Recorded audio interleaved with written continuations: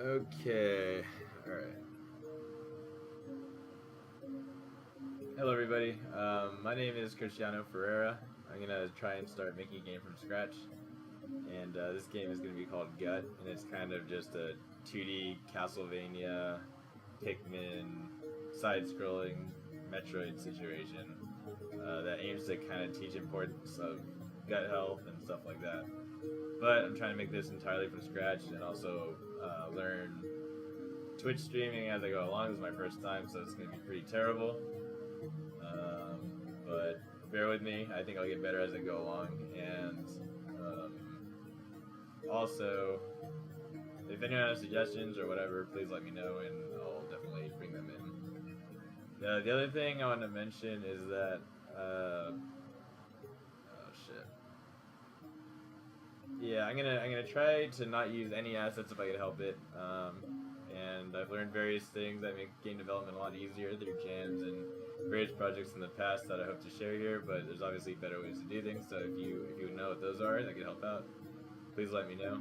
And I'm also gonna try and archive all these, so this series will live online somewhere, so that we can share them down the line. Yeah, so recording the session right now, and I'll have it on YouTube hopefully by the end of the day. But anyway, okay, so for this project we're going to use Unity, which is the engine I'm most familiar with, and I like it a lot. So let me show you what we're going to be doing. The first thing, we are going to create a brand new project. So just open Unity. I'm using Unity 2017.1.0F3. Any new version should work for what you want to do. I don't think I'll rely too heavily on the APIs and whatnot, but we'll see what happens. Alright, let's call this one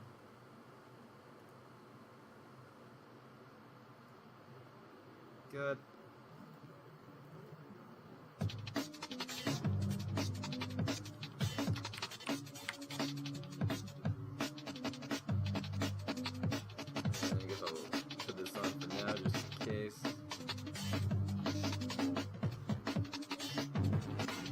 So I guess for this tutorial, I'll assume that you haven't used Unity before, and I'll talk about specifics like project layout and stuff like that.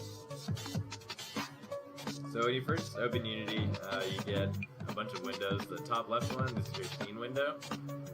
The bottom left is your game preview. It just shows you what the virtual camera in your game sees. So this camera over here. If I put a cube into the world, that's just in front of the camera, you can see that it's updating in real time. So the engine's actually running in the background, so you kind of get a preview for what your game looks like. But no, I'm just going to move that. So if I go right click on the assets and then show and explore, let's see what creating a new project made for us in the background. So here's my regular Unity folder, and then the name of the project we just created, called Gut. So this a little bit lower. And then it generates this assets folder, which mirrors the assets folder here in your project directory within Unity. There's also the library folder, which is automatically generated. That's completely made by the engine. You don't really have to know what it's storing there. There's project settings, which is your configurations for your project, stuff like that. And then there's the temp folder, which is just temporary files. If you use Visual Studio, it'll generate a solution file. I definitely recommend using Visual Studio. You can get the Community Edition for free from Microsoft, and they have a Unity plugin that enables debugging and stuff like that. It makes it super easy. You can't get it on Mac yet, but keep an eye out for when you can. I think I heard the announcement recently. So, I like to do a couple things to make sure that my project doesn't get disgusting and polluted and all that. So the main thing, I like to go into Assets and create a couple folders. For instance, the first one is just, I'll just put _gut. This is like the game. This is where I put everything that I create. I like to make another folder that's just asset store used, another one, asset store experimental.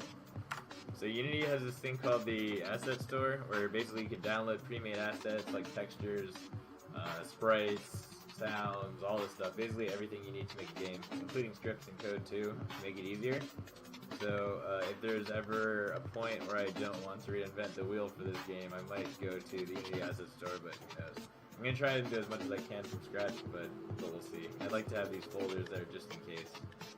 And then within my folder, I like to create some of the essential things that you use in a Unity project, such as the prefabs folder. If you don't know what that is yet, I'll explain it down the line when we get to it. Scripts, I do materials, and scenes. And we'll add more as we go along, but it won't really matter. So I just created these all in the actual Windows Explorer program, but going back into the directory, it generates them all here. So like, as you can see, it's reflected one-to-one. You can also create them in here, just create folder or whatever. I'll do animations. There you go. So here's our project looking. When I hit Control S to try and save it, it's going to prompt me to save the scene, so I'll just go into our scenes folder. I'll just call this default for now. We can just change it later. So anyway, that's basically the project being set up. I also want to make sure that this project is saved. So I use Git for version control, and version control is basically just tracking different states of your project at different times. So every time you add a new feature or implement something that you've been wanting to implement, you can kind of take a snapshot of it at that point in time. So if you go on and mess it all up, you can always just roll back to it. If you've ever done like a painting project or Photoshop or something, and you've gotten to a point where you know you're good, and then you just save off a copy on your disk somewhere, so you can always open that one if you mess up. That's basically the same thing, but this is all in one archive, which is really nice. So there's also a concept of a git ignore, which will ignore tracking of certain types of files. And there's a really good one that I use for most Unity projects. If you just type in git ignore Unity in Google, it will pull it up, and I will do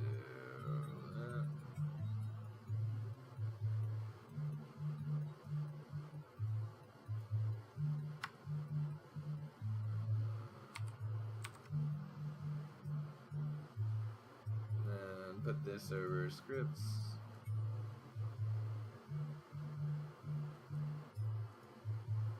And put this in git, and then the root directory, git ignore. So that's living in our root directory now. So if I go back and show and explore, you'll see right over here, this little untitled folder file right here is our git ignore file. And when I run git, I can run through git bash, or I could use a GUI program to make it easier if I want to. I go C, breaking Unity, gut. Cool. So I do git status. That's just the go-to thing to see what the status of your repository is. Since I haven't initialized it yet, it's giving me a this is not a git repository thing. So I do git init to start it, and then here you go. So it shows all our untracked files and folders. So this is everything minus what's specified in the git ignore file. So if I look at the git ignore file, what this basically means is I'm going to ignore everything with the word library, starting with either uppercase or lowercase, temp, starting with uppercase or lowercase, build, whatever. You can also do asset store tools if you want, and I'm just going to add a couple of my own, so assets. And I don't like to push the asset store experimentals because assets in general can be pretty massive. There's like uncompressed textures and all that. And if you upload them to a Git repository in whatever service you use a lot of space. I also usually just do asset store used also. and I'll like just manually copy those assets from hard drive to hard drive if I want to develop on my laptop or something like that. So that will save us a lot of space down the line. Gut is saved. That will be tracked by the versioning system. So if we do that again, I'm going to git add all. So this will add everything to be tracked. So I do git status again. We can see it's saving everything that I've made in the assets folder, minus folders that don't have any data in them yet, and my project settings that were auto-generated. So I'll do my first commit, the standard initial commit.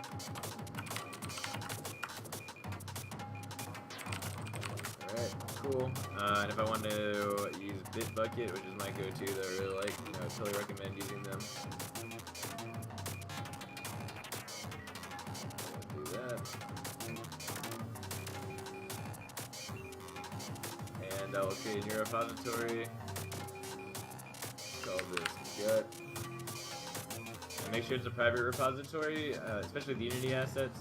If you buy an asset and you push it up into a public repository, that means that anybody can download it, and the person that made it won't benefit from having put it up there or whatever.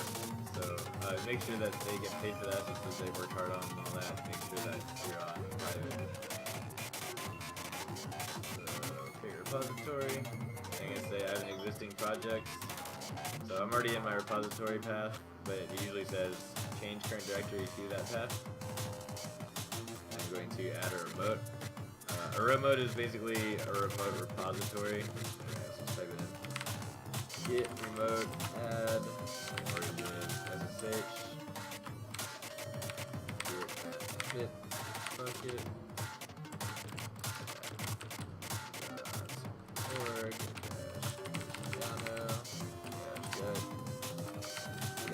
git. Sweet. And then git push -u origin master. I'll explain all this in 1 second. Alright, cool. So what this means, Git, basically the program, you have to start with Git, so it has to know what program you're running, and everything else is an argument to that program. So the word remote means that you are doing some operations like on a remote. So in this case, we're going to add a remote. So remote add, and then this is the name. Origin is the name of your remote. So that's what I'm calling this one. That's kind of typical. Your first remote is the origin. If you want to add another one, you can just call whatever you want.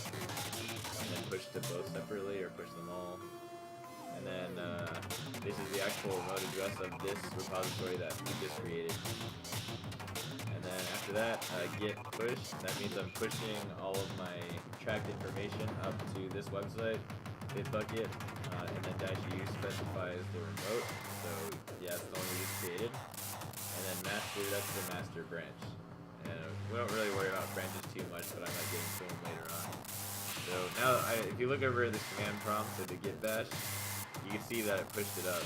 And if I refresh Bitbucket, you can see that the layout changed. And if I click on source, you can see my project is reflected up there.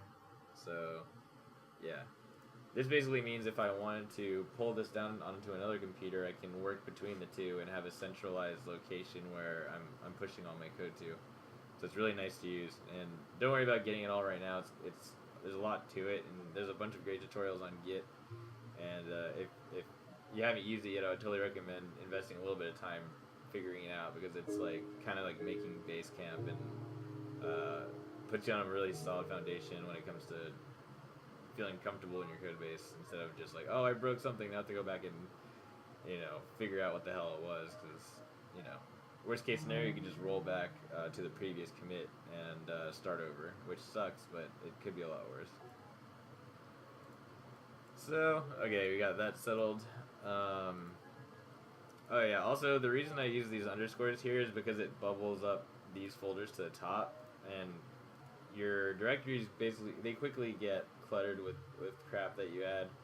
So this is a good way to make sure the stuff that you've custom made stays at the top, so it's easy to sort through it and find your assets.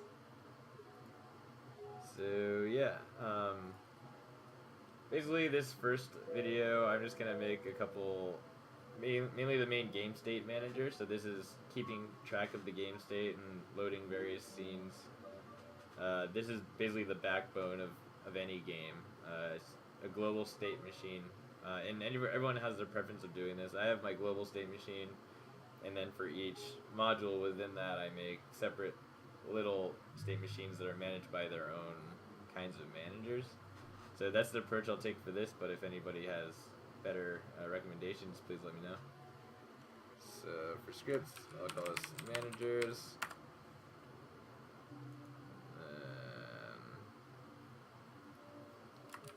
Global, this is going to be the global game state manager. And then I'll call that global game state manager. I also want to store my types, so we got managers, then types. Alright, cool. And I'll just make a state script.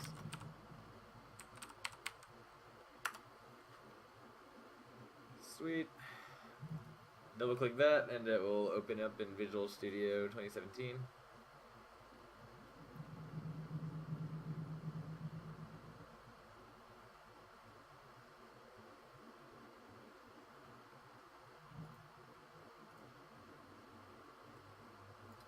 Alright, cool.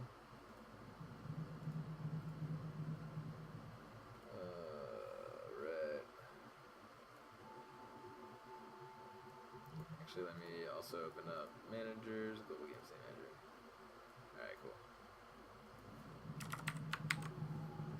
Alright, so the first thing I'm going to do is make a singleton game object for this. So, a lot of people debate about the usefulness of singletons. For things that truly only have one instance, I think it's great to use.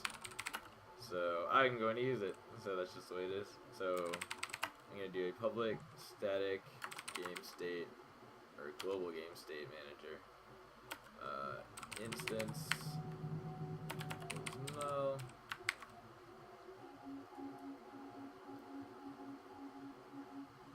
Well, not that. I'm going to do another method that I found from one of the Unity tutorial videos for the event system. That was really cool. And I'll explain it in just a second. Use some properties. What is it? We're going to have our instance up here.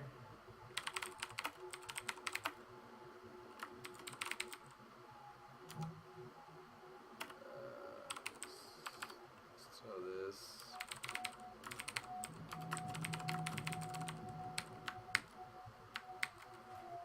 Sweet. Alright, so if no global game state manager, we are going to try and find it. Where is this?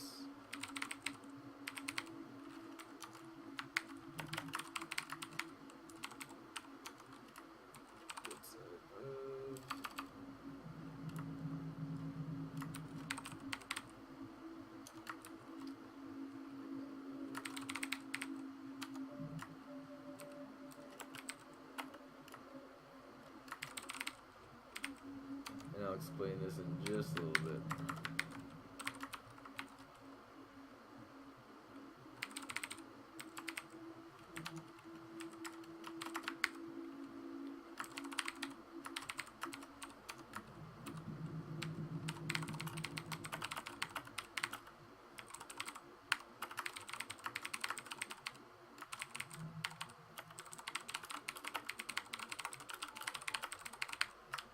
Alright. So this first part, basically the getter is going to check if we have, first of all, created this global game state manager up here. If not, it's going to look throughout the entire scene to see if another one already exists, just to make sure that we don't create two. And then if it still doesn't exist after that, we're going to make sure that there is one, at least one active in the scene. And if not, then we will initialize our system.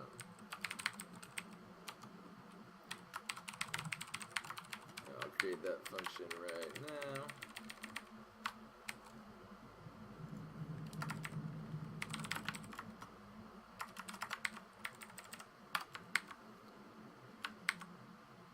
Sweet. So far so good.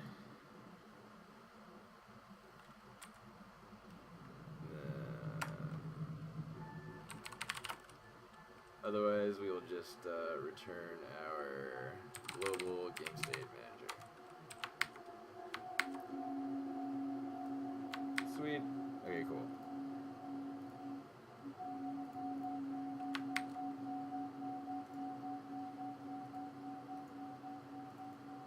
And then for this, for our initialization function, we want to make sure we don't destroy on load our global game state manager. This is going to persist throughout the entire game, as it's kind of just keeping track of the total state of the game itself. So this will always be on in the background, and subscenes will be able to access methods within this to help control the flow of the main game. So for instance, if I wanted to make, here's what I'll do first. I'll do like a splash screen that has like game logo and intro, and then like a main menu system that says like start game, save game, or load game, or whatever, standard stuff. And then I'll have the go into the main game, end game, credits. Those are the states I'm talking about. So let's check this out. In the states folder, I will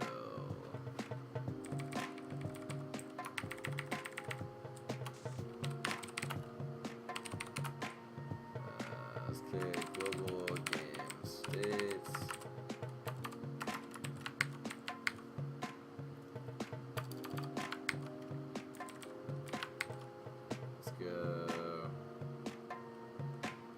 Splash. Splash screen. Let's do intro. Main game. Cutscene, I guess.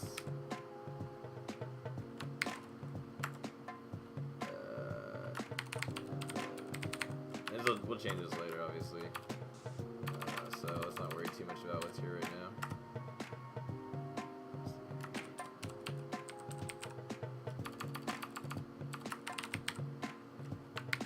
Total. Okay, cool. So our global game state manager is gonna keep a current state. So let's go.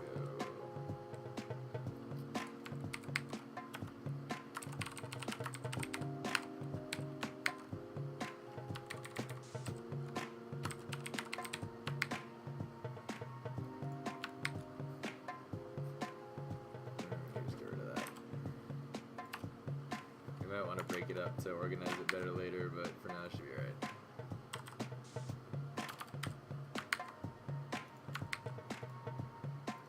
Alright, and for the initial value, we're going to have that be the splash, because that makes sense.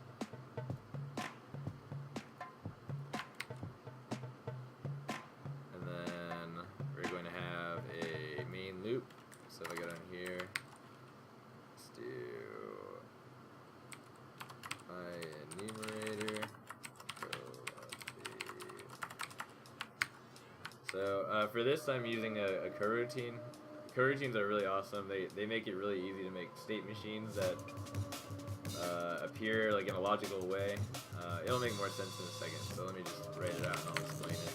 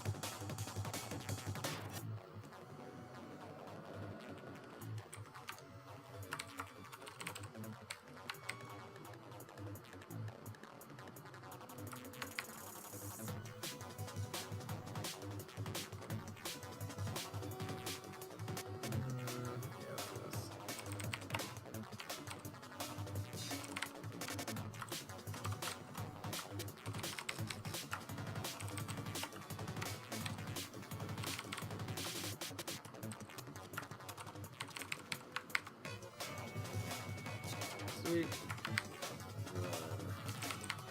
While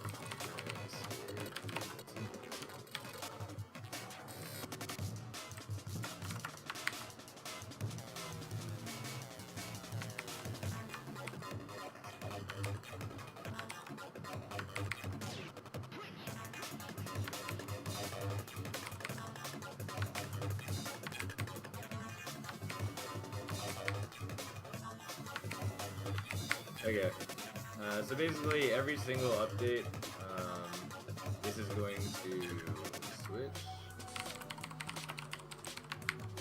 switch on current state, and it will land where it should go. So if it's a splash screen, it'll go in here, and it'll just do a while current state equals splash screen. Otherwise, it'll break out of here. And same for intro and main game. So basically, they just stay within these logical blocks as long as the state doesn't change. So this is like a good overarching kind of way to control the flow of the game. Coroutines, when you do the yield return null as the standard return, this will basically just say, hey, return back to the next frame. So like, you know how in Unity the regular update function is called every single frame? This is pretty much exactly the same thing, except it gives you better control. You can do things like yield return new, wait 4 seconds, 5, and this will make the updates recur every 5 seconds in the end of the game state. So it's a cool way to do kind of timing related things and stuff like that. So yeah, that's basically what we got. I'll just do a debug log so we can look at the console and see what this is doing.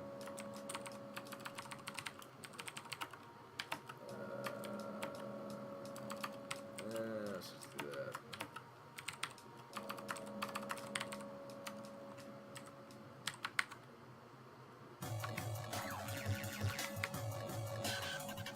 Yeah, so debug.log, this is the way you print things to the console in Unity, and I'll show where that is in just a second.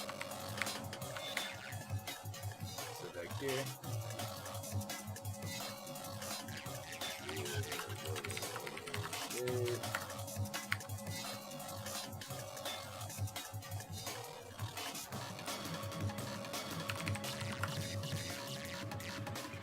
Make this a little bit neater.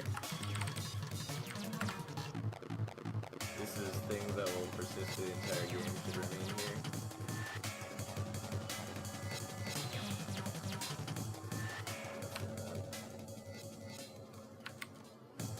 Alright, so if I hit play, it'll automatically execute the script since it's live in the scene. And I know exactly what happened, my bad. I didn't start that coroutine, so let's do that.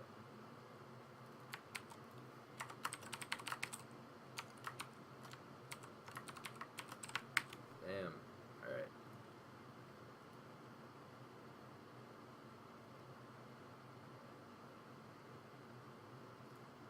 God damn it. Let's see. Okay, so this actually won't execute until someone calls it. So for the first one, I'm just gonna have the awake function create a new one.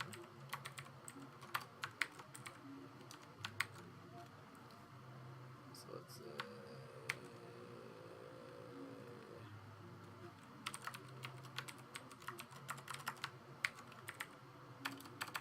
So I guess I didn't have to do this whole getter lazy loading situation, but I'll use as a template for other things later on, and maybe we'll switch our design later on. So I guess it's good to have rather than not have it. So this.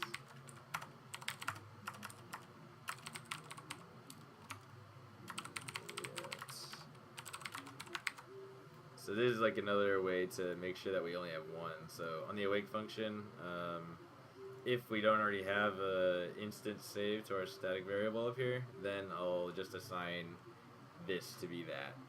And if not, we'll delete this. If it already exists, there's no point in having two, and we'll just trash it. Alright, third time's a charm. No, it's not. What the fuck is going on?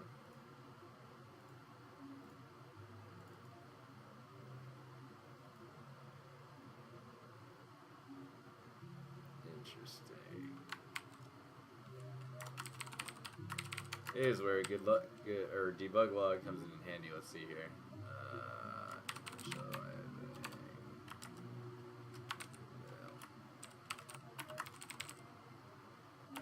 Shall I another cool thing about the debug log is you can just do gameObject.name and it will report the name of the object within your scene, so you have some context as to where the log is coming from.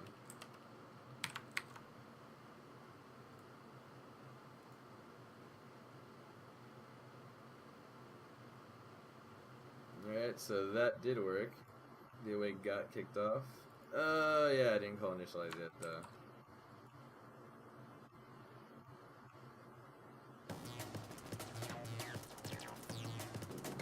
Cool. Simple as that. Fourth time is definitely a charm.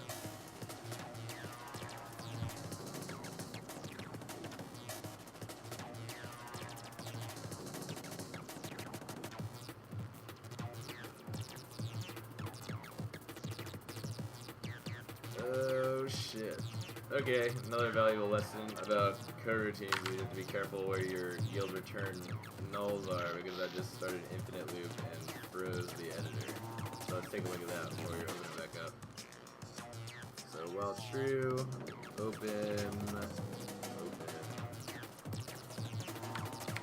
Should have done that. Oh, duh.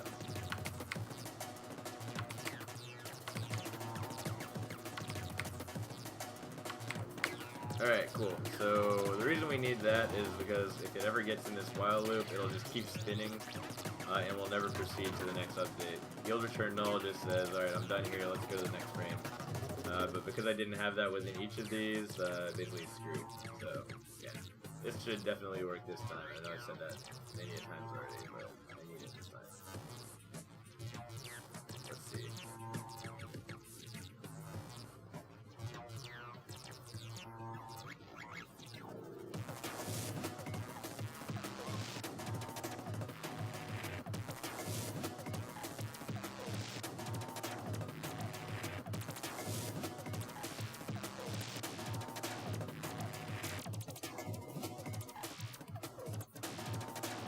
What the hell?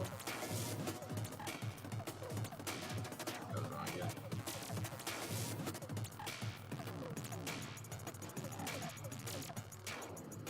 So, current state is splash screen. Should go in here. Should say current state is current state. Well, let's see if our coroutine's ever getting executed. Should, because we just got stuck in it forever.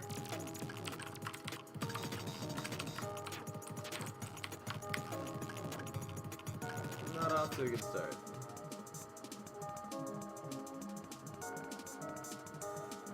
Oh shit. Damn, I just got a helpful thing that said unreachable code detected. That's usually a good clue.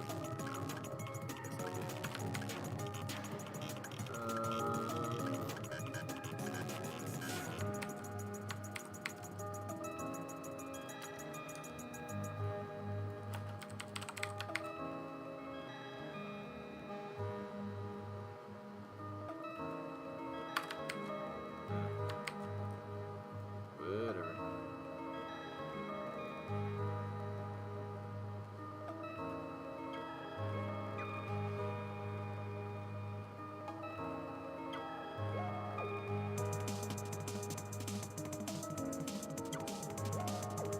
Oh shit, that was stupid. Okay, I never opened my other scene up again. There we go. Oh my god, we did it, you guys. Holy shit.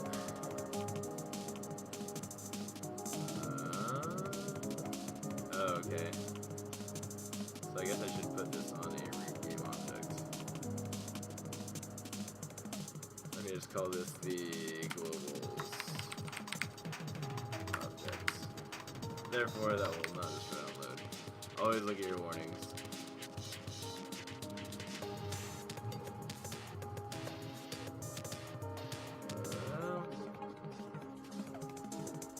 Sometimes it doesn't matter. Okay, well anyway, we got our main game state thing going. So let's just delete all these. We don't need this. There's just going to be some global stuff that's open in the background. create a few other scenes just for testing. So let's have a one-to-one with our states. Let's go splash screen. Let's go intro. This is gonna be like a little video or something. We'll worry about that later.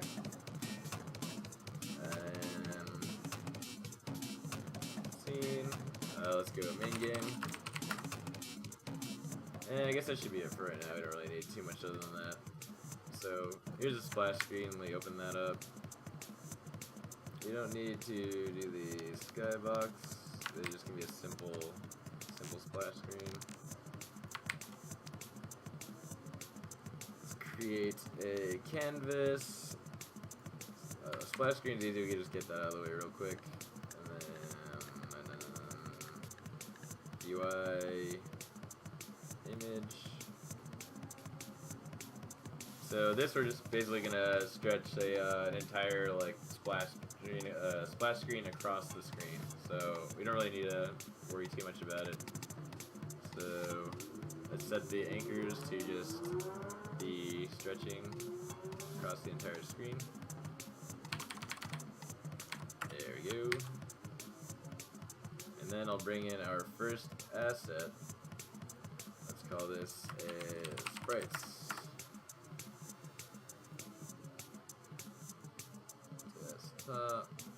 Not that guy, we can bring him in later though.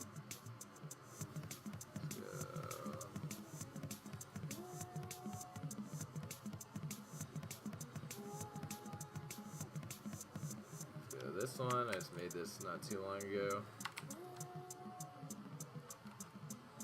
Let's go splash.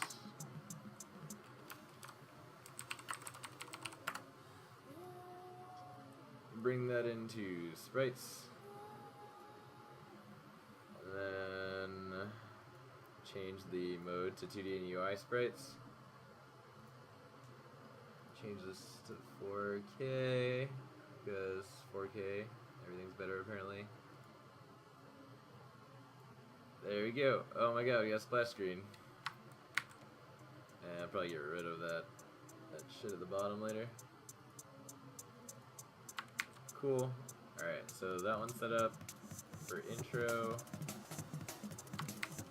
We can worry about this one later, but just to know it's an intro, let's put a sphere in here.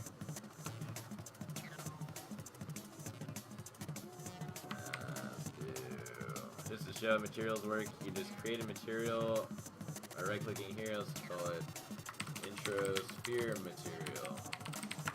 Unity has this cool, like, universal material thing. They call it like the standard shader. That gives you a bunch of tweakable parameters right out the bat. So all you gotta do is create the material. You can drag it right in the scene if you want, or right onto your game object over here in the window.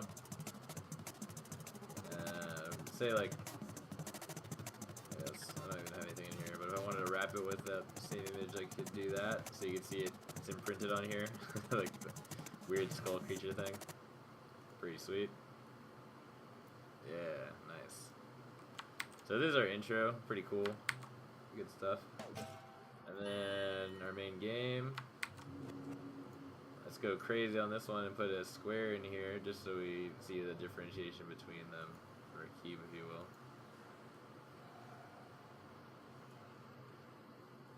Do a tasteful angling of the cube. Yeah, there we go. That's nice. That's nice. Banding stuff. Yeah. Let's use that same material. It's pretty sweet. Alright, cool. Like some vaporwave video or some shit.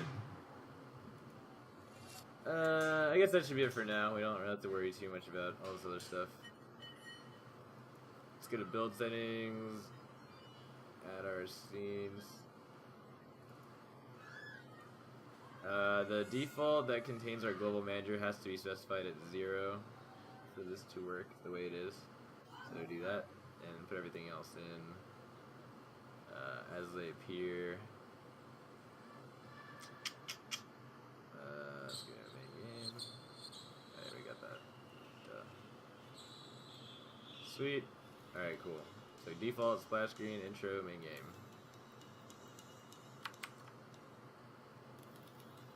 And I like to do, we could also just put our global at the beginning, but to have these actually map to the indices of our of the build things that we just put in, we could do this. We might want to change this later to just be like static names, but you'll see what I'm talking about in a second. Alright, so switch current state. So before I enter my main loop on each of these is basically the setup that wants to take place. So I'll say if I want to load a scene, which I do, that's using the scene management. Let's do scene manager dot load scene. Let's go sync.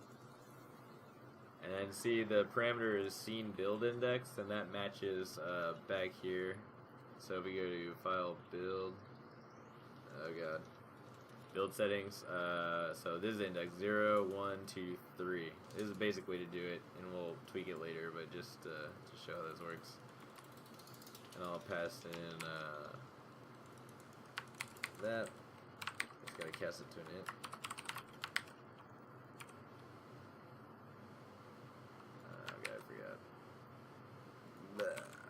There we go. Alright. And then we could have it so whenever it's out of that, we can unload it. So unload scene async. Same situation. Cool. So this basically means as soon as I enter the splash screen state, I'm gonna load the scene asynchronously, and then unload it at the end of whenever the state changes. All right. I can make this a public for now, and I'll fix this up later. Don't worry about that. Alright, so load, unload. Let's do the same thing for our other states. So intro.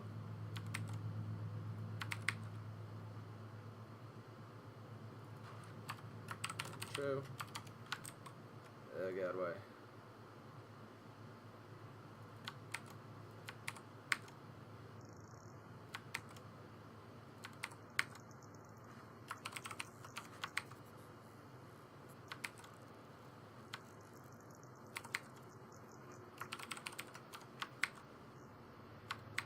Dun, dun, dun, dun, dun, dun, dun, dun.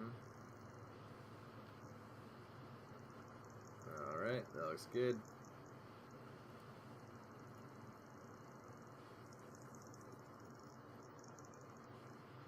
Alright, so let's do, I guess instead of this yield return null for now, let's just do a yield return new return. Wait 4 seconds. So let's have it stay on the splash screen for 4 seconds to begin with. And then just break. So it'll never surpass this yield return new section. It'll basically just pause there and not resume execution until 4 seconds has passed.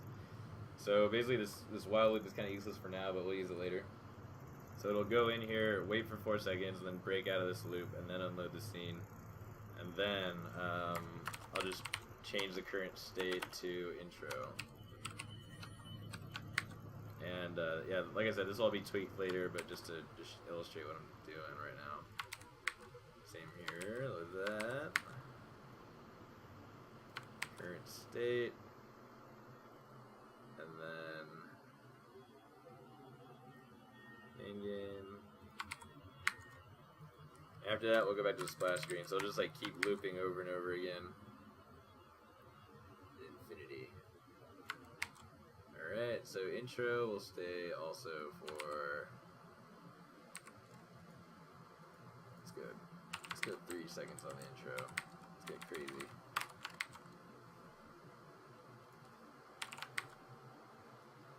3 on main game, and then it will switch back to Splash. So these two will never get access yet, but just to show how game states work and whatnot, this is the way to do it. Alright, is that all you need? It can't be that easy, right? Let's see. Alright, so to test this out, I'll want to stay in the default state. Oh shit, splash screen, let's see if it goes away in 4 seconds. Yep, 3 seconds.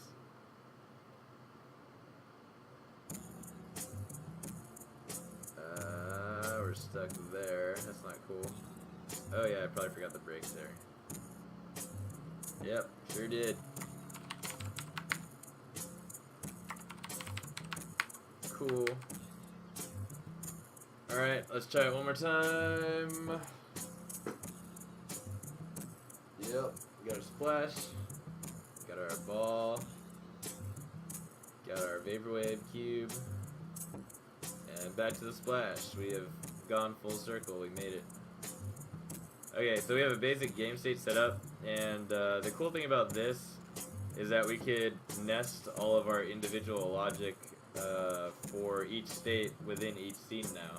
So if you've ever worked on a Unity game with like a bunch of other people and you want to touch the same scene file, it's really annoying because you get these merge issues and you have to figure out who did what, when, and where. But now each person can work on their own separate part of the game. So if I'm working in main game, I can work on that. If I'm working in splash screen, I can work on that, or whatever. The bulk of the work is going to be in main game, obviously, but it's just a nice way to split things up, and it also decouples the main game flow from each individual module, so it's like a cool manager that makes it super easy. Okay, so what do I want to do next?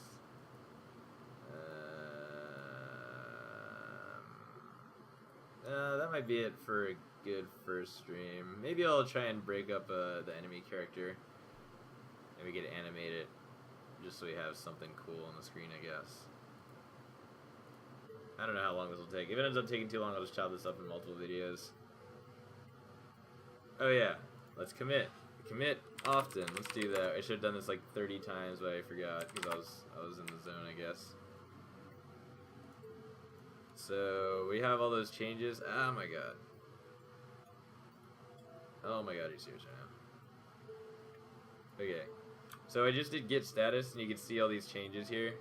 So yeah, changes not staged for. Oh my god. All right.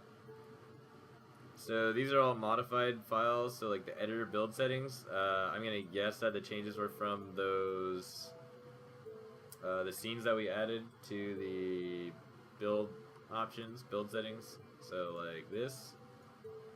Whenever we add these here, it actually wrote them to a file, so that was an edited change. And then assets gut scenes default.unity. This is this one right here. Default. This is like just our global state machine thing here that lives perpetually. And then we have everything that we added. So that material with the skeleton thing, the intro scene, main game scene, splash screen scene, the scripts that we added, sprite, blah, blah, blah, all that stuff. So let's add all. And we look at get status again. It means it added and modified all those files. So we commit. Let's do created global state machine and got basic flow together. Get status. Alright, so that means everything's good, we're all up to date. But it says your branch is ahead of origin master by 1 commit. What that means is like the local state is ahead of the cloud. Oh god, I sound like a dick.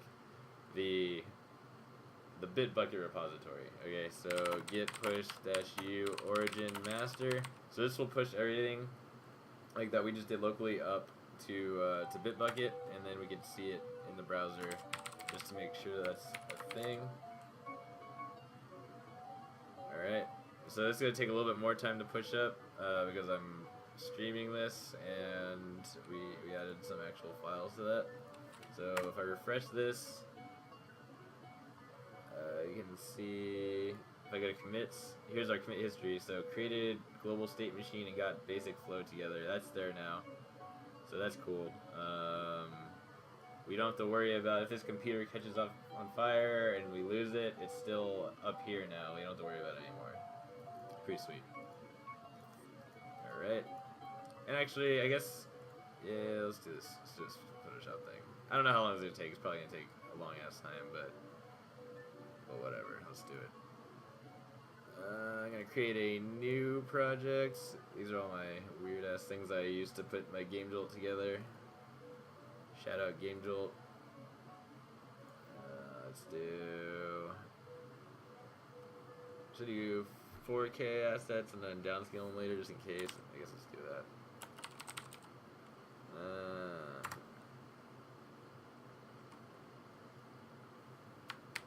Better to go too little than not enough, I guess, huh? Or too more. I don't know. Whatever, man.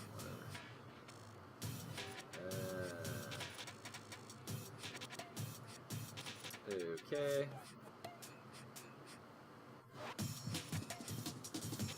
So the way I'm going to do this, and it's probably not the best way, and I don't know an alternative, but please, if an artist ever watches this, let me know. I'm going to basically just take static drawings that I've hand-drawn, like that skull guy. I'm going to separate each movable limb, and then animate them in Unity. And that will give us a animated effect. Down the line, I kind of want to draw each limb separately, but what are you going to do? How do I make the background transparent? Alright, well, let's do new layer. Yeah, that's transparent, cool. Alright, guess we don't need a background. I'm gonna drag this on there. Oh god, I created a new thing.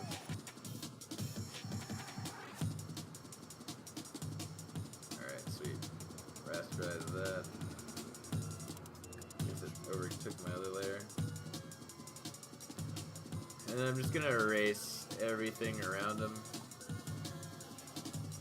I'm also down the road probably gonna try and write a shader that will do lighting on 2D images.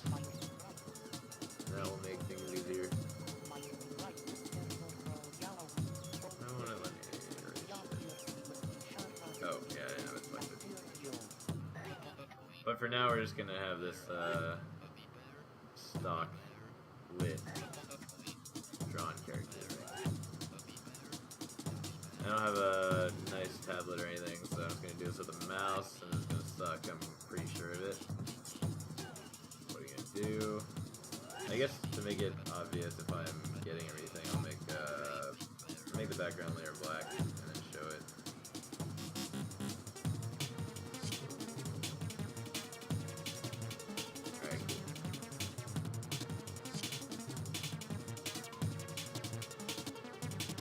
Alright. Oh yeah, just let me show you the actual drawing to show that it's hand drawn. I scanned it in already.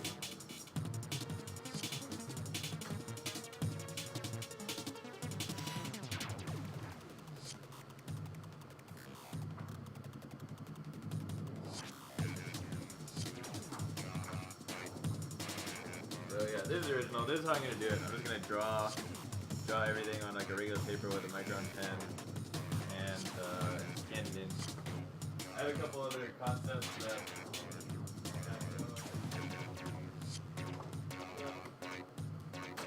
Yeah. So yeah, this is gonna suck to draw a whole game like that, but it has to be done for the greater good. Alright. Keep that up. I guess that doesn't really matter if I do that, whatever. Alright. Let's take out the big chunks first.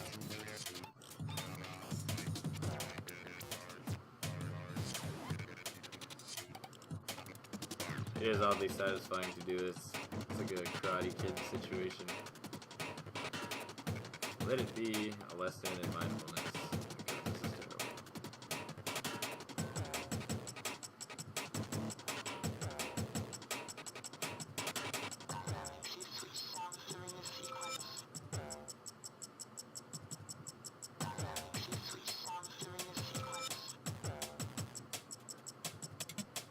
Getting a little close there, a little terrifying. You.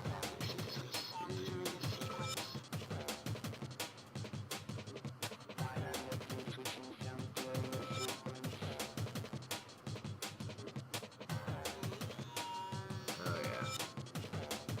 Oh yeah, that's good. So yeah, after I'm done doing this, I'm basically gonna go through each limb and kind of isolate them on their own layers, and then export each one individually to have them be separately animated in Unity.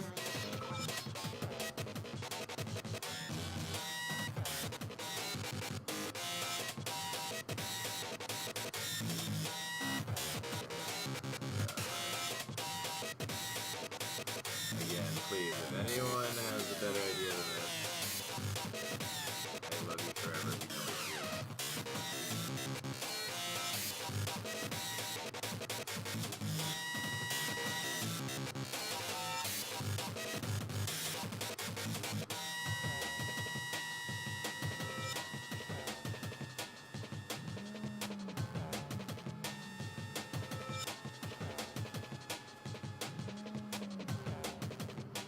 So it's coming along. Yeah, that's pretty good.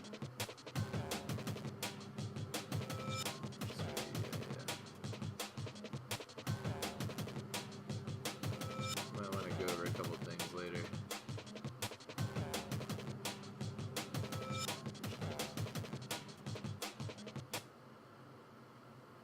Those hairs. Why those hairs?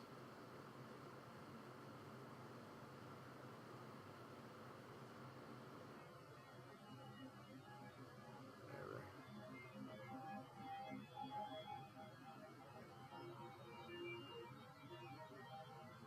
Let's do some shit like that.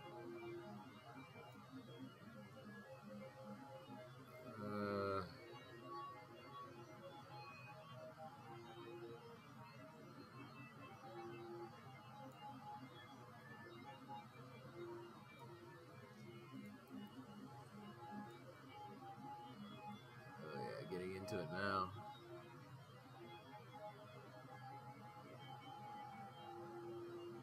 Feel it.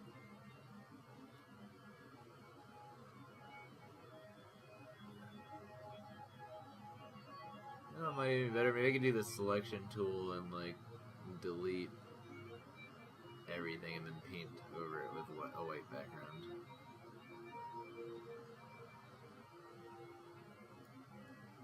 No. Whatever.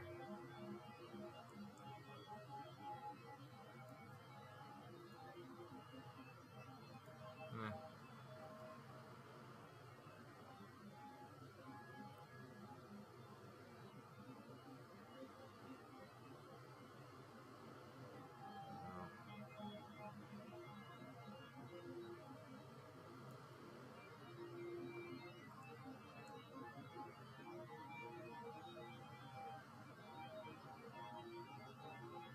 Alright.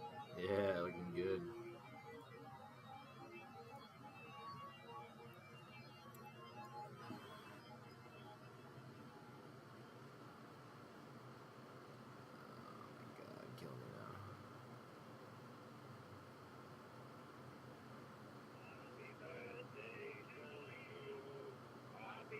It doesn't have to be perfect now. I can go over it later. I guess I'll just have it so that I just have it in the game and I could like set everything up looking somewhat decent, and then later on, like when I truly hate myself, sit down and perfectly do this.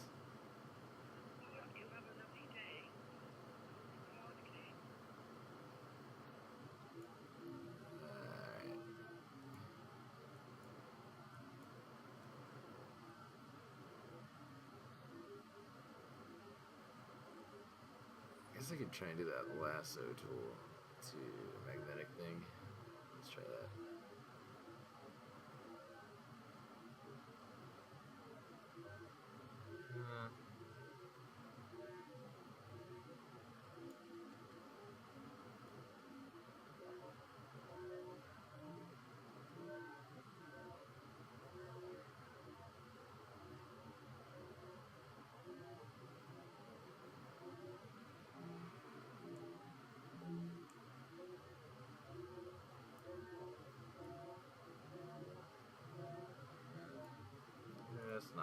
black, that's dumb. This way I'll be able to see both color types.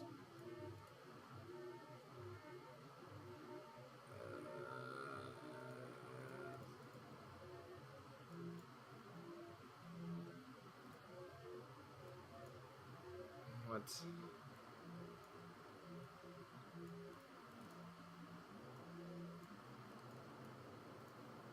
Why?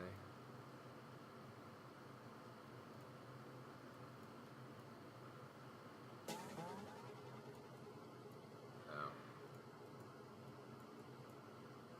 Let's do that.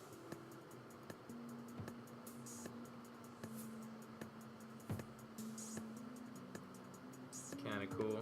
Tarantino thing going on.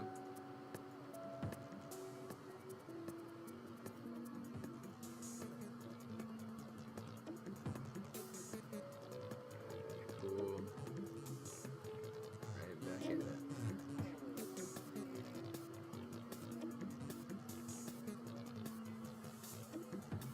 Remember, I'm on the eraser tool, not the paint brush.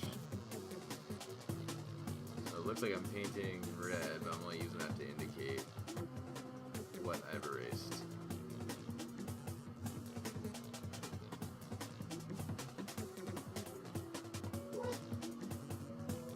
It's pretty high res, so like hopefully all this little shit that I'm messing up on will not be super obvious, but I'm pretty sure like we're gonna be able to tell.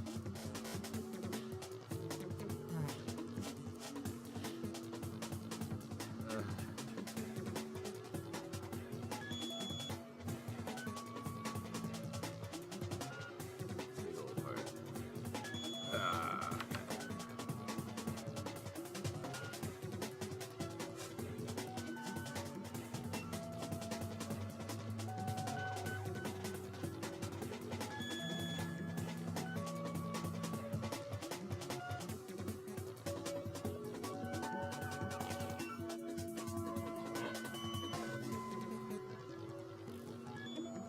Oh my god, why? Oh, are you kidding me? Oh my god, whatever. Oh my god, why? Well, alright. I guess that's cool. I don't know what just happened, but...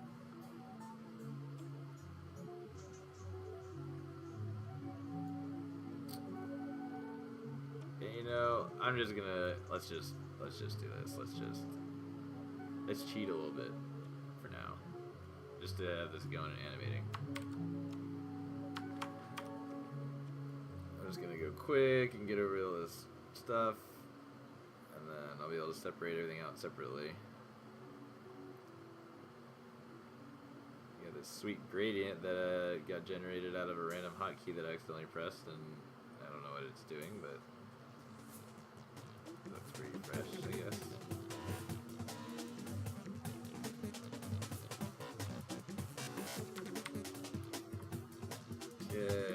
I guess I'll just put all my Photoshop stuff in the God project. I'm just gonna keep it at the root, so Unity doesn't generate a bunch of stuff about it. Photoshop files. Let's call this.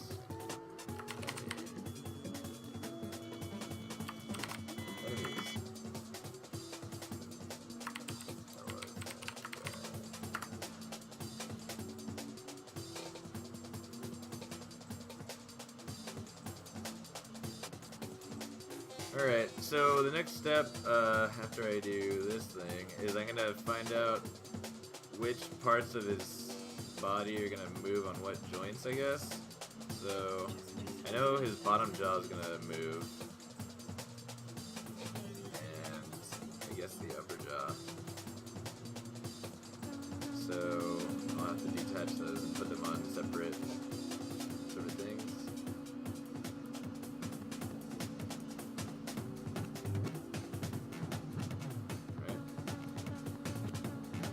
Doesn't look that bad, right? Okay, so what I'm going to do, I'm going to keep an original. Let's call this original. This is going to be like the safety one. Like if I mess up, which I'm going to, then I'm going to go back to this. So let's call this top of this is gonna lock. I need to see where my space is at, just in case. Okay. Saving to another one, this is cool. Alright, so the original is gonna be dark. I don't know, the original should be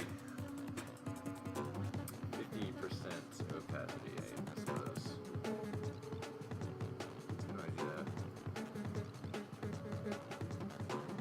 Oh, yeah. It says right there. 50.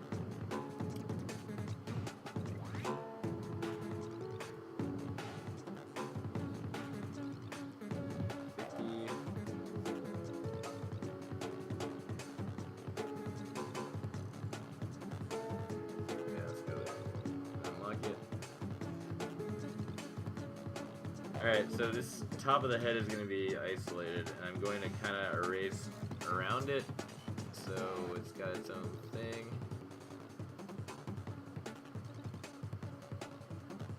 So you see, because I made the lower one with less opacity, so it's like 50%, then whatever I erase kind of fades to that.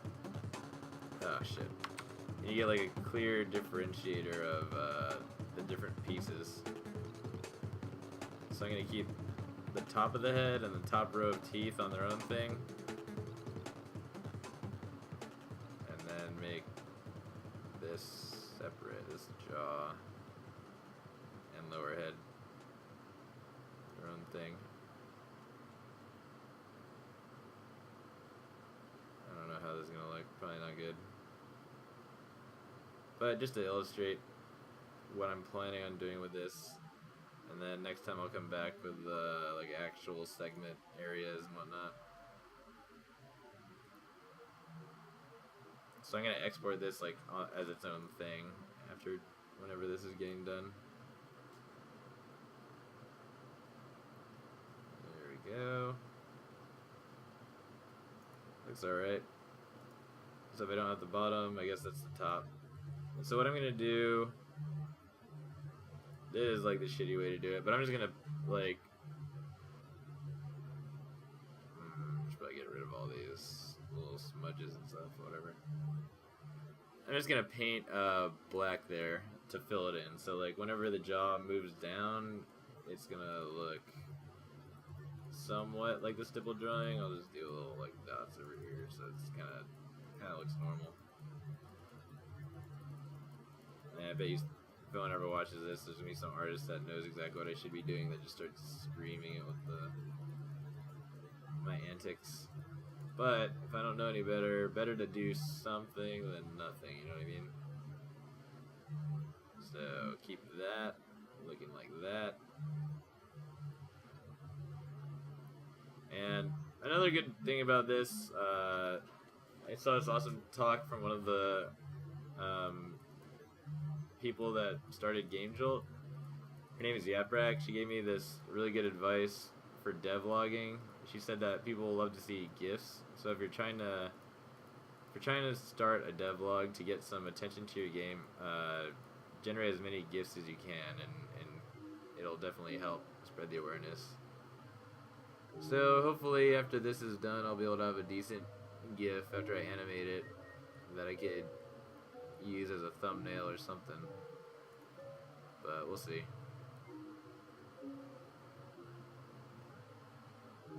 And then should almost do it. Let's see.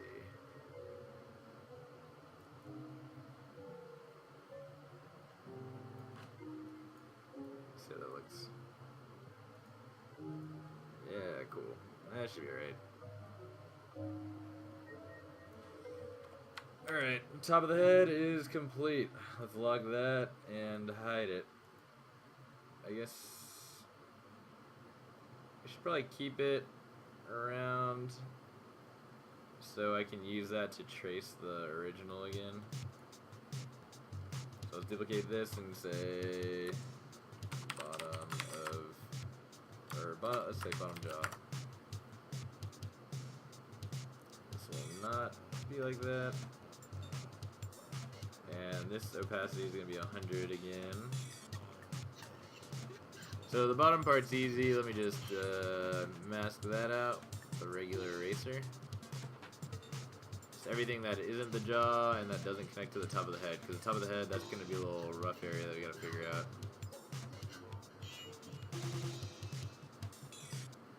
It's going to be pretty cool when it's done, trust me. Well, I hope.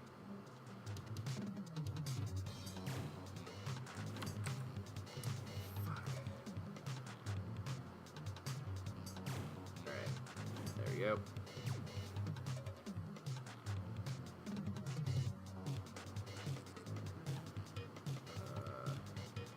Guess I should probably keep Twitch up. Maybe there's people that are asking questions. I doubt it, but whatever.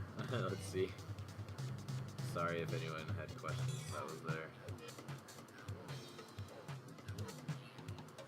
Sorry if anyone had questions. That was there. Yep.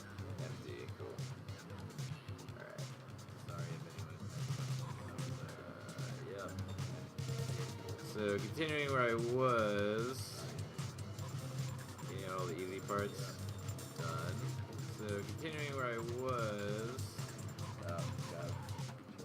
Okay. Alright, so.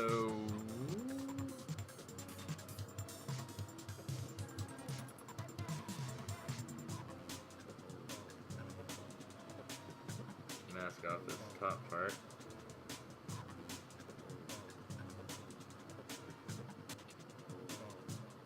I know it doesn't look like anything's changing there, but whatever. Let's just see how this goes.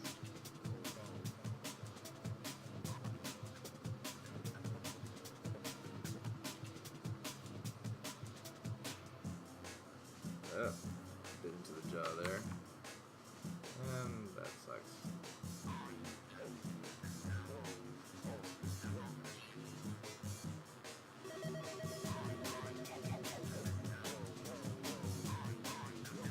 Alright. Take that top of the head away and see how it looks. Cool. Clean that up a bit.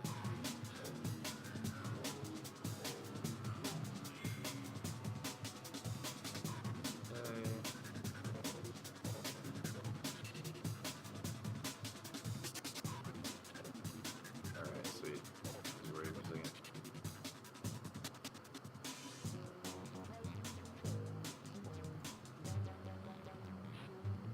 Okay. Well, that works. Let's just do that.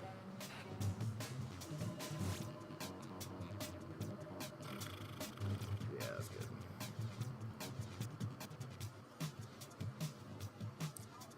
Do another copy of the original. Do front and arm.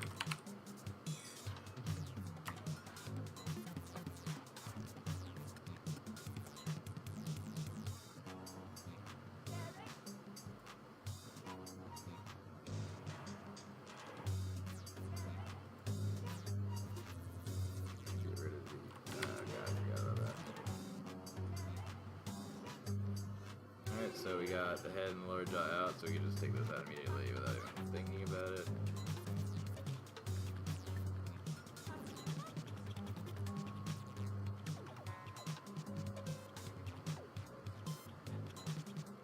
I think that was part of it. Let's see. Yep, cool. Alright. I'll leave this little tendril separate. Do that one after this.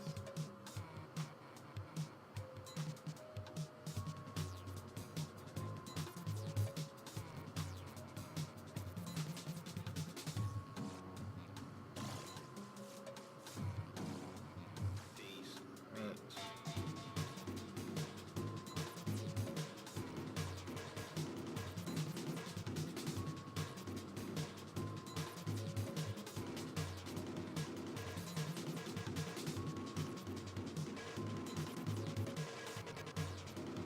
Okay. This little ball thing is going away.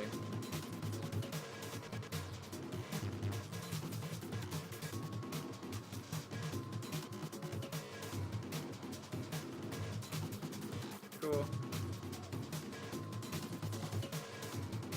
Lock that away.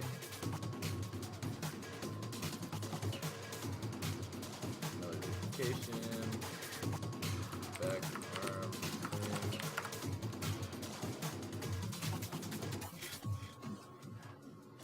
$100.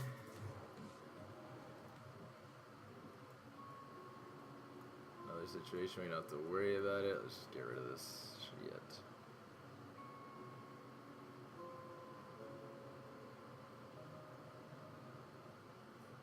Let's do this one.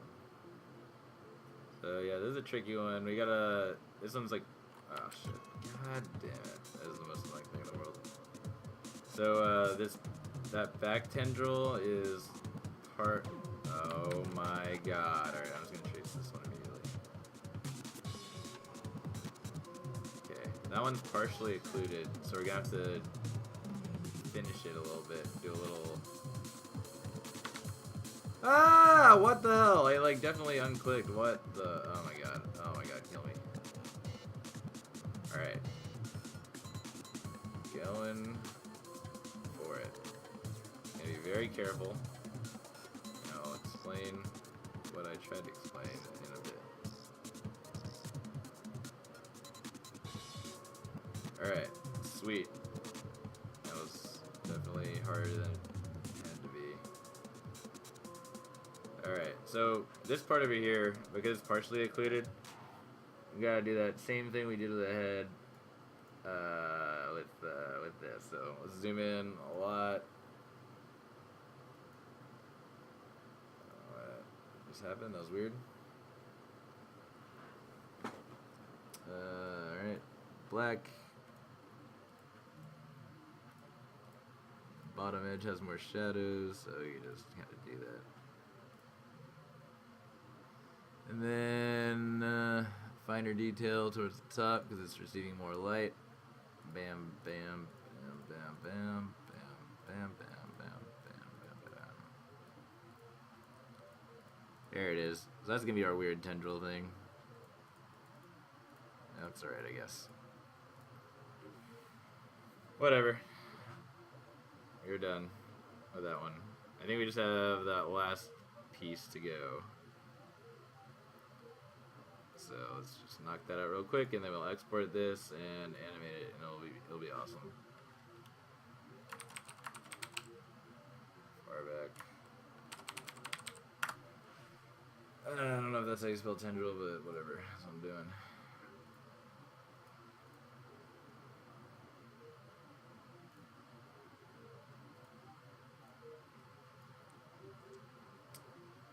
Okay.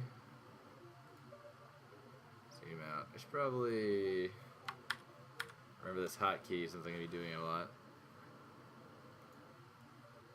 Practice makes perfect. Alright. Let's do this.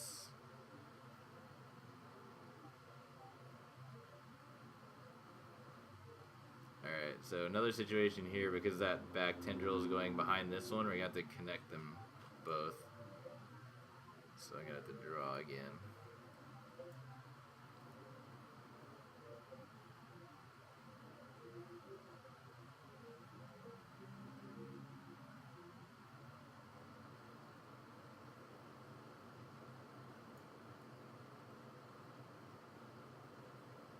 I should probably make it jutting in a little bit up here too. So I'll probably just connect that one all the way through to... Yep.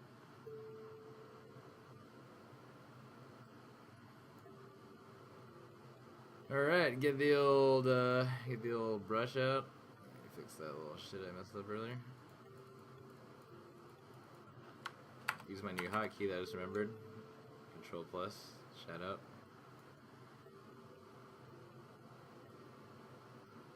Connect the dot.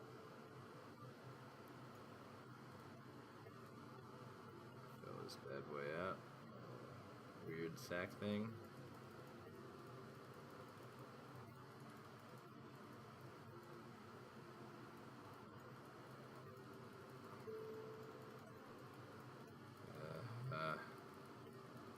It is almost worse than just regular stippling in general.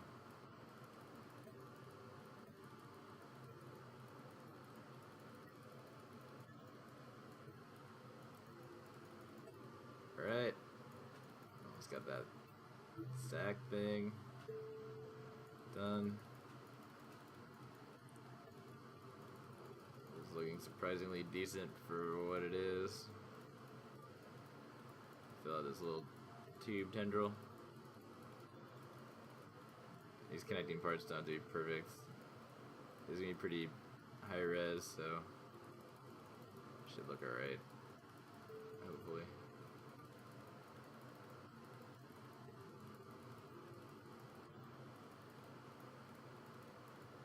Come on. Come on.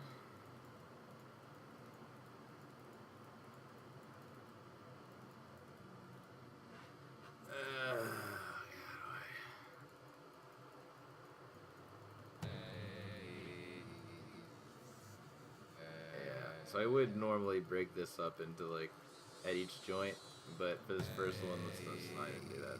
This is gonna be the last one for sure. So yeah. My lack of focus is kicking in.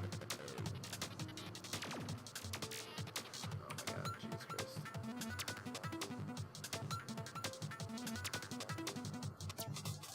Alright, cool. Got a little smaller, got some detail going.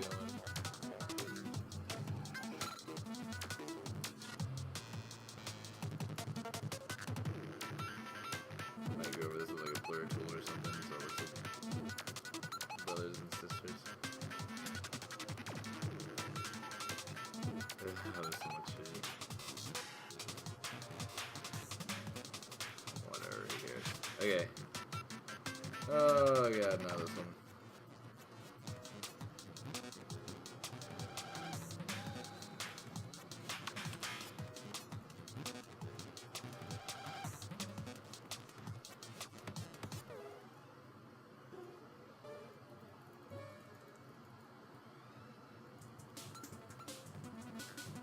Maddening.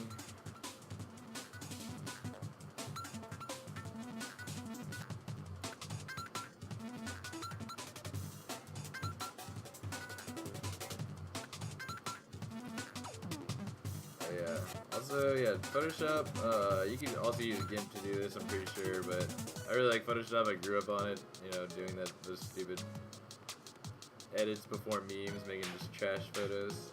So I already knew most of everything in it, so that's why I chose to use it. It's also actually pretty cheap these days with the Creative Cloud software, and it's really nice. So yeah, you can do whatever the hell you want.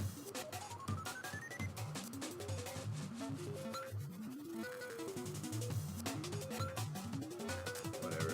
This looks alright, right? Yeah, let's do that. Okay, cool. Yeah, looks good when you zoom out far enough. Alright, so I think we got it all together. Let's bounce all these out separately and see what we're looking at.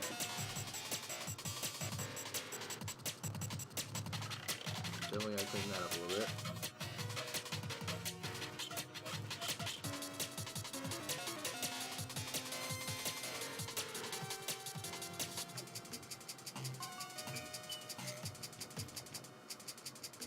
Alright, there's a bunch of shit everywhere apparently.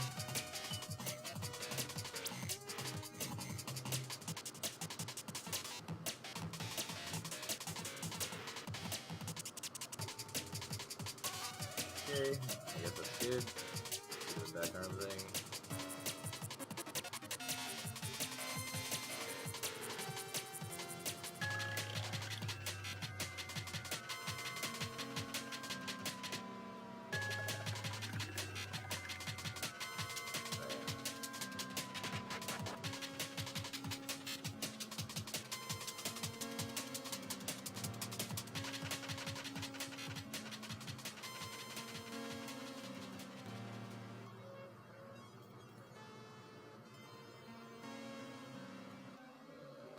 Alright.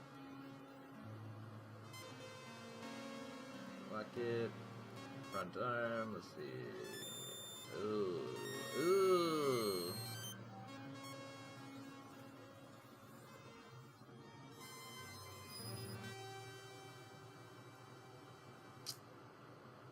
Whatever. Whatever. Bottom jaw, shit show.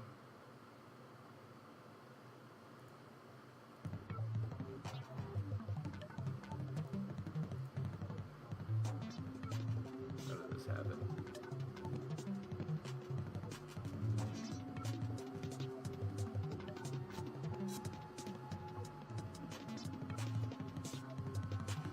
Definitely should have saved this for episode 2. But you live and you learn. And you get loves.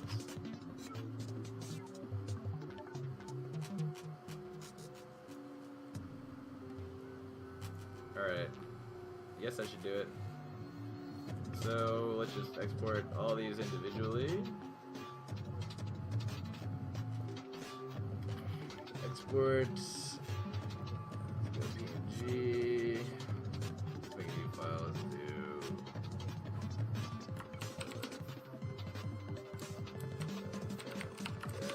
Pieces. Well, let's call it. We're gonna put it in the sprites folder, so it's gonna be pretty obvious, hopefully. Let's call this top head.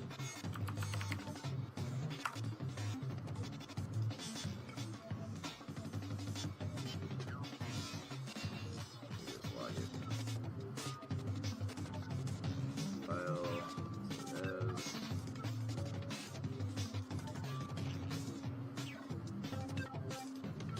Oh, let's just do them all the same way.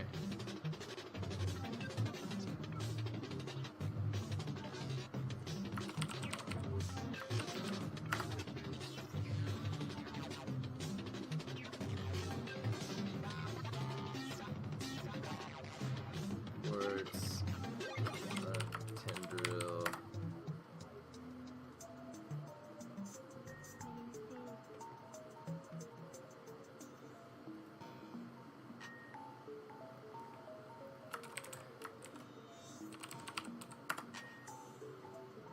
Don't actually save. Yeah, cool.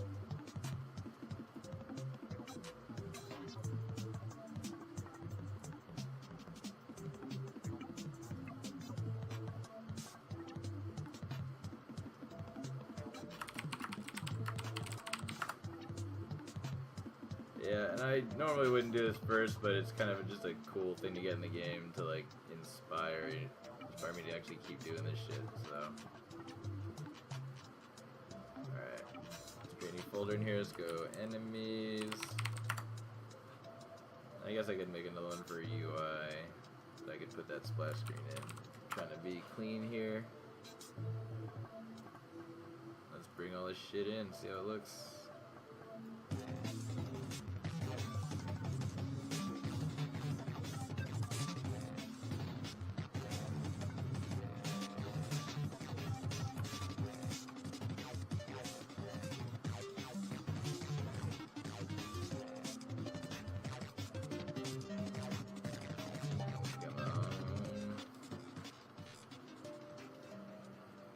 Yeah, as we're switching from Sprite 2D and UI, I think we'll take the alpha channel into consideration. That's why in the thumbnail it doesn't show it, because we just had it as a texture. Hopefully I'm right. Let's see.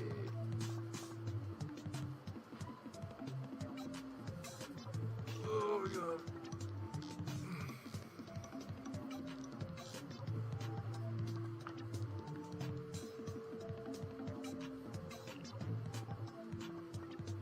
Yeah, here we go.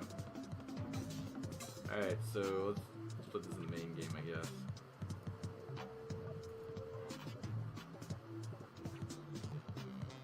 Maybe keep our big weight even there. But I'm gonna change this to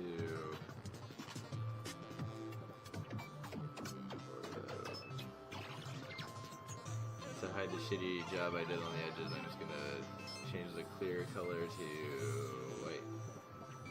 Yeah, like the pros do.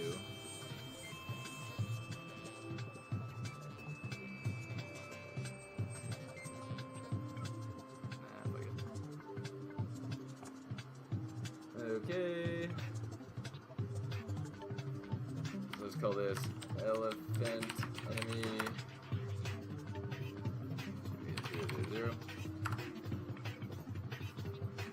So should see it right away. Top head's gonna be at the top. Oh.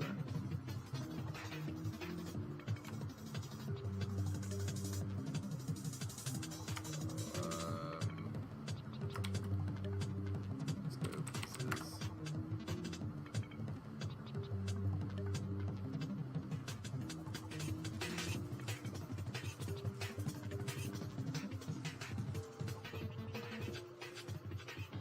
Building them back up.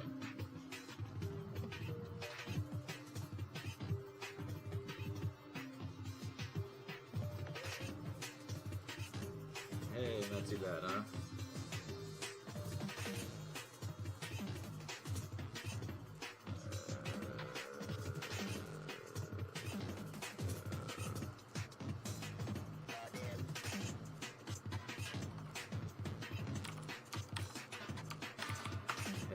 Yeah. Alright, so,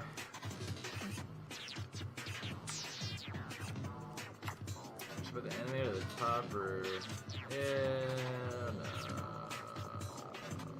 Put the animator here. I'm probably gonna regret this. I don't know if that is. So, gonna create an animator controller. Let's call this elephant. Enemy controller.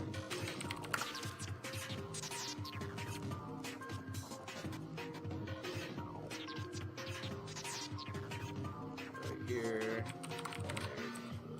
Animator. Drag that on in there.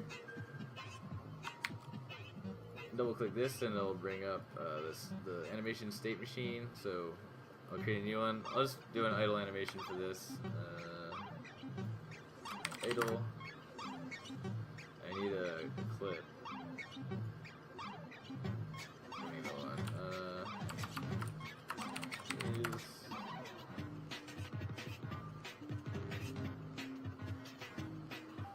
Elephant guy.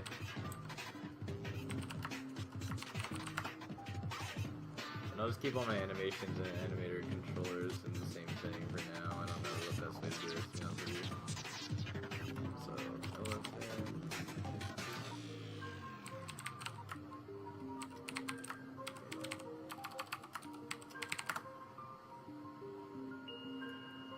Drag that on in there. Alright, so the animation window I can bring up here. I'm not gonna get too crazy with this animation, but let's see what we can do.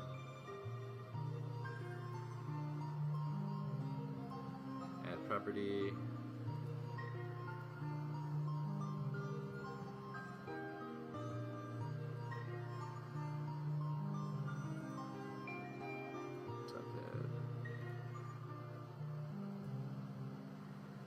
I'm probably gonna do position and rotation for each of these.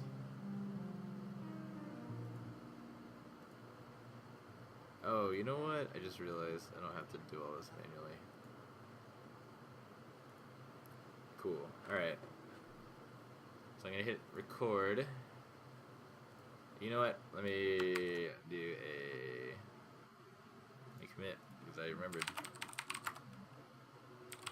Add all.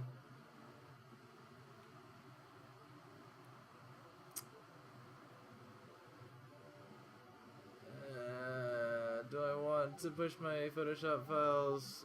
I'll ignore that for now, actually, you know. I'll bring it back later.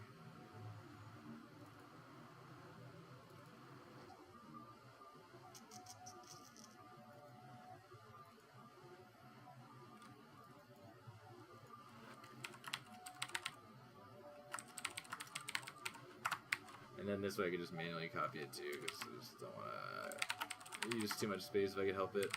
Okay. Git commit brought in elephant enemy to animate. Alright.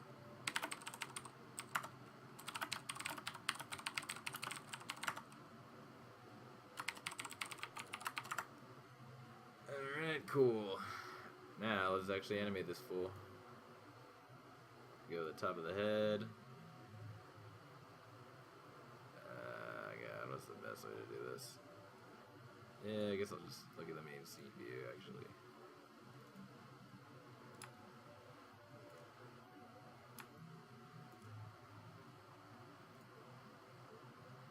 Alright.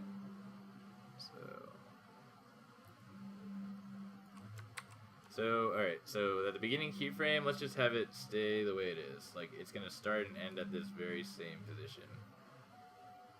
So let's say halfway through the clip, the head is a little bit up. And he's a little bit back like that.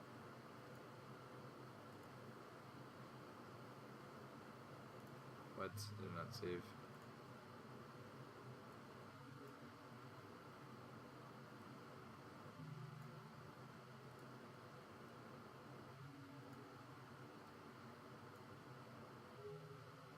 Let's see how that looks.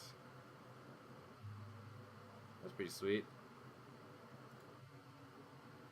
Alright, let's do the same thing to the bottom jaw. Maybe just a little bit low. A little bit back.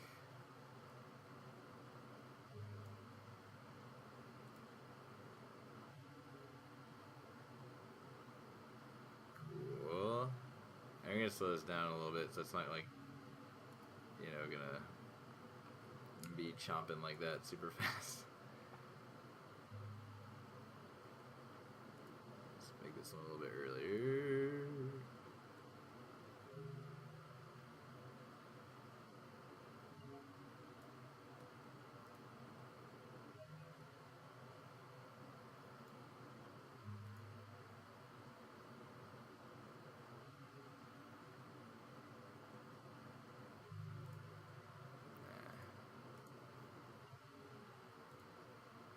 You could copy and paste in this just like everything else, so I'm just gonna do that. Put them over here and then delete these. See how that looks? Did it just snap back like that?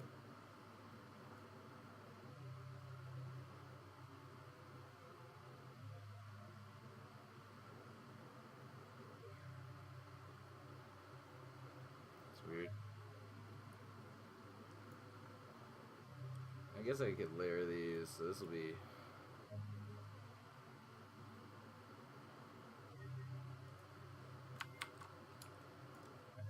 Alright, I got it. So let's say top of the head is the most forward one. Bottom jaw is behind. Nah, is in front of it.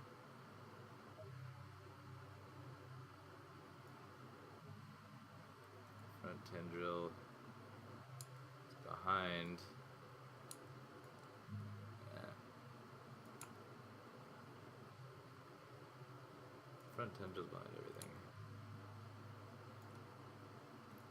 Far back tendril is behind that. And back tendril is in front of that.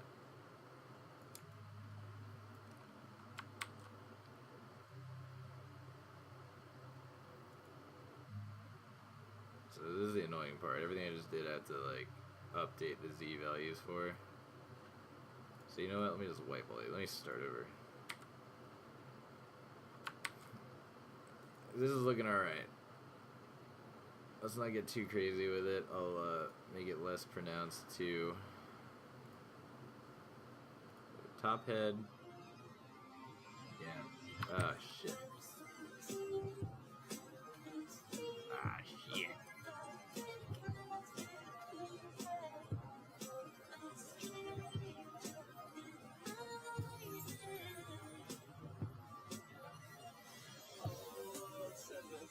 Alright, let's save the beginning keyframes and put them at the end. Look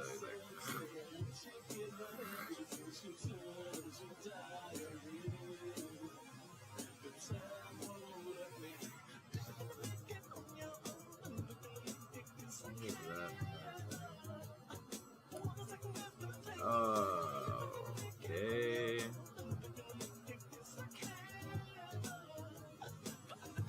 didn't save any of that shit. God damn it. Alright. One more time. One more time. Just get out of this damn window.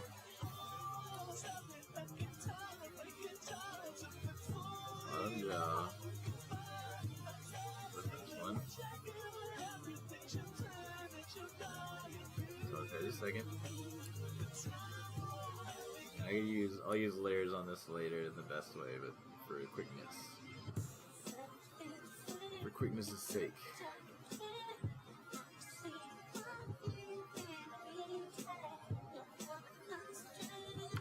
Alright, I think this will be right.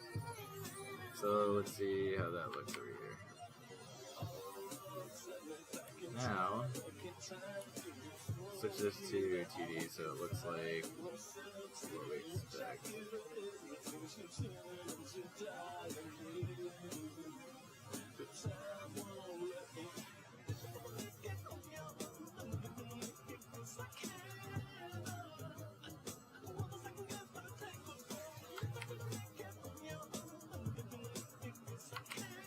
This look fucked up? Yes, definitely moving way too far back up here.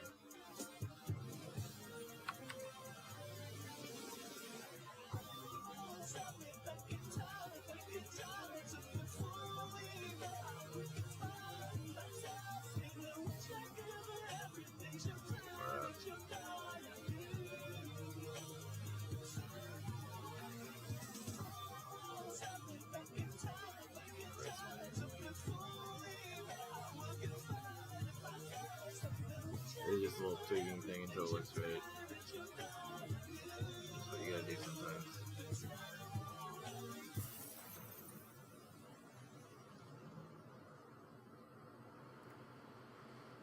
Alright, whatever, it's fine, I guess.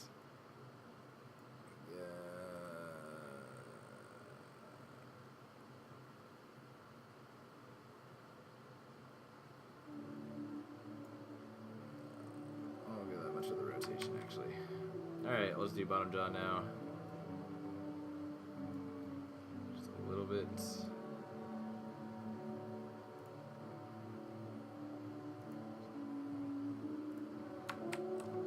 Copy that. Do the end over here.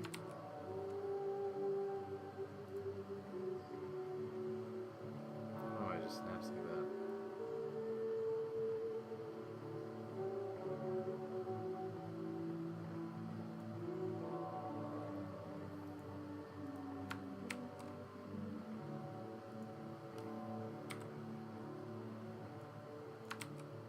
Alright.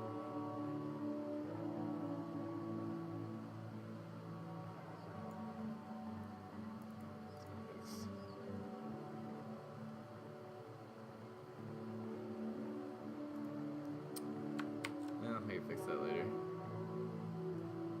Let's move these damn tendrils.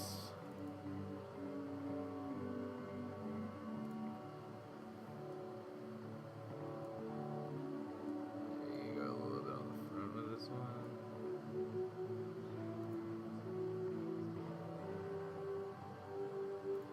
That's pretty cool, I guess.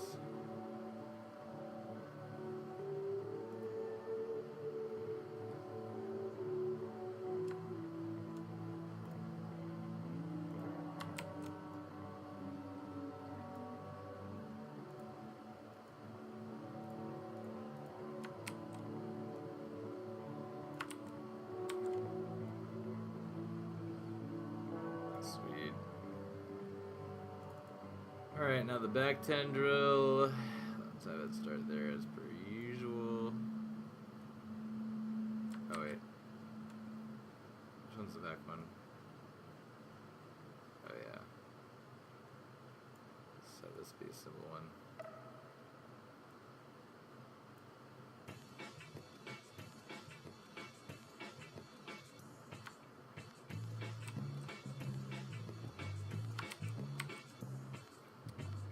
Alright, one more and then we're done. Holy shit, thank God.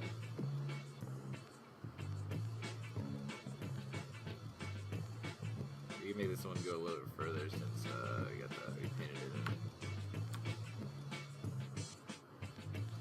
Back control.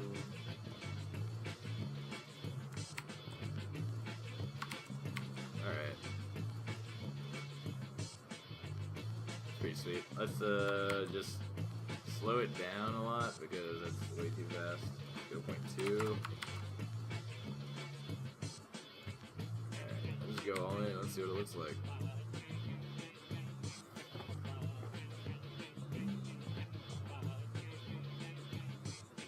Yeah, it's alright. That back of the head is kind of disconnecting, so that kind of sucks, but that's cool. You can make this loop too. We go over here, click on the animation, click loop time, and we'll just keep doing that. Not bad, huh? We had a static drawing, and now we got this weird skeleton with TMJ. In his jaw. Let me fix that damn jaw, and let me fix that damn back of the head.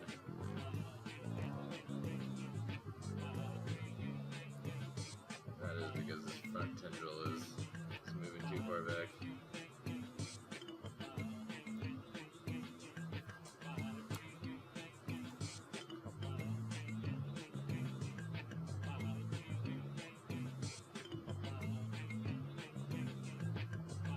So the front of the head has to move forward a little bit, actually, it looks like.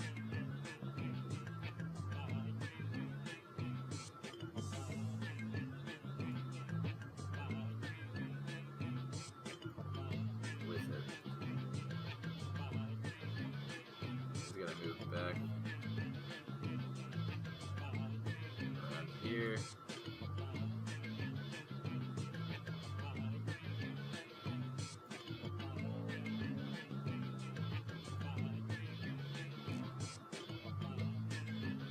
Looks a little bit jank.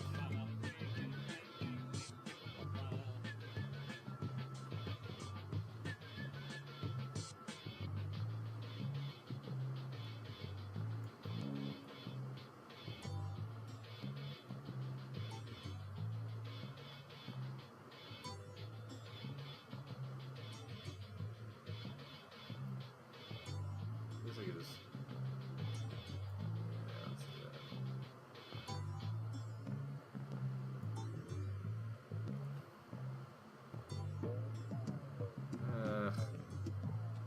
Not that bad, but it could be better. Let me find out where that. Yeah, this is definitely the part. This head has to be back. Stay back too.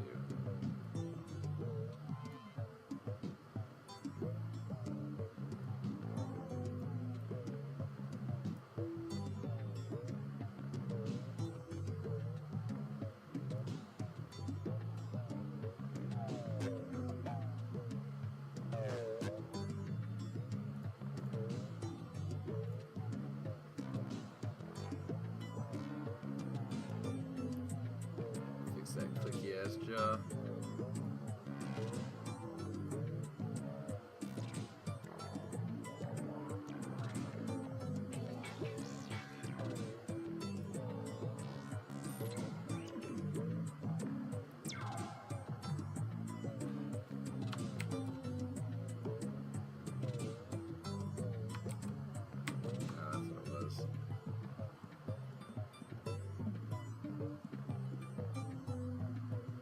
Looks pretty cool. Let's see how it looks in the actual game.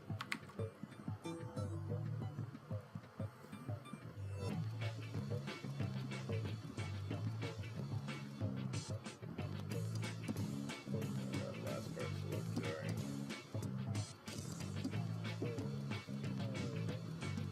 Just gonna get rid of a couple of keyframes on that. I guess what we just did. Top head position. Let's get rid of that. Let's get rid of that. Let's just make it so that this original one goes pretty far back.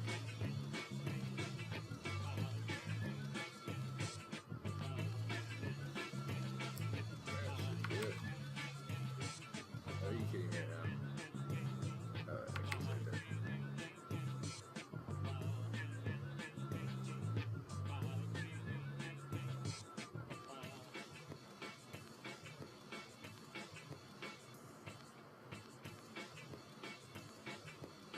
That's kind of cool, I guess. Alright, yeah, that'll do it.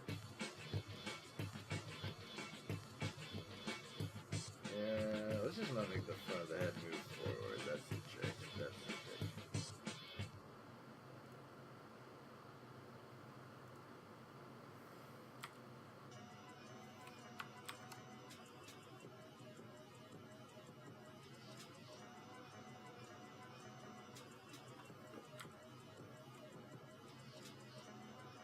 Sweet. This feels good. Full screen. Yeah, it's all flowing and ghostly. That's cool. Alright.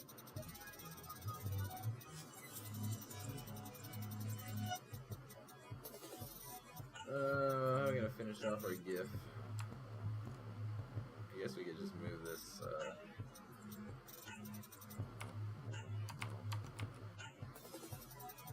wave thing in.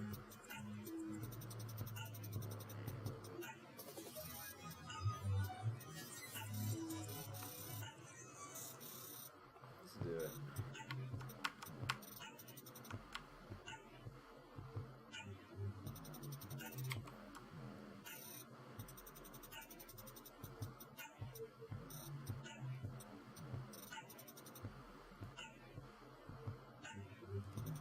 I don't need these cubes. Alright, well, that's good. We have our basic gameplay flow. And if we want to go through and see it, all from the beginning, let's go. Let's just do it. Let's do it. Let's do it. Okay, so hit and play. Here's a splash screen. Got our intro, sweet sphere. And then we got our animating dude. And then we're back. Alright, cool, that's it. Yeah, if you like the stream or if you catch it on YouTube, head to the Twitch channel. It's Twitch TV/Cristiano. Let me go on this stream ending thing. I got my links on there.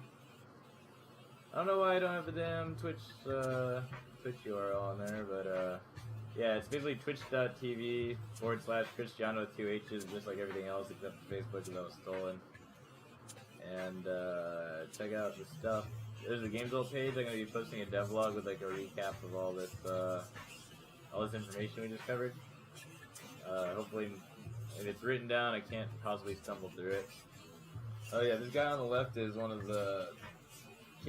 I'm aiming to make him the main character, so I'm gonna try and animate him like we did the skeleton further down the road, but also the next couple times we'll focus more on code and maybe I'll just do a couple drawing sessions and draw some basic mobs that we could use.